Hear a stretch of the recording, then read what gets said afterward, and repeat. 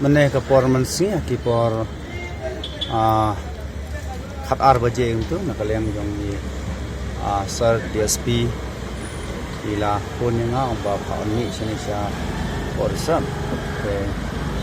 nakaliang jong ni ru nila wan menta por 6 baje ka jing thu ka jong i adin balai kli untuk kalong ba isim statement halor ka jing dia sa thang bom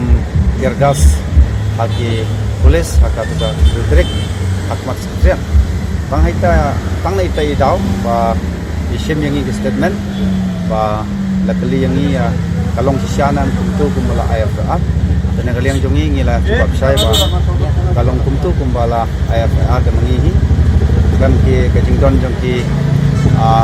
polis kai di kai kai gila cha syok la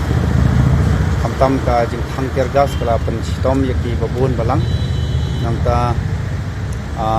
nakaliang jong ni ngila jubab ba kala long kumta kumbala yo i hadi media tatarta parwa kade ki inquiry kala ngambakla di sim statement ndai tang yangi in khot ya barok kat ki bala sany haka tuka FIR dan nakaliang jong i lapan ki phone number jong ki pernah ke barok nakaliang jong ngim la ingin sabha kubor sibet pat lekbo pat hagano to nugo police station ka badan hane sa silong namba kita ki kerteng jong ni kai ki phone number poisi sar bat sa DSP insa phone ya baru ni kai ban one eye laga jong statement hane police sa kimpat pensaya dre kum tajing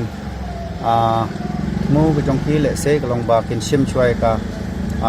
statement na baru pernah kai ki bala san to ka FIR matpai ngin dapat iki balasan mah sayang ini kan kok serembar tu kok serembar tanya ka balasan ke FIR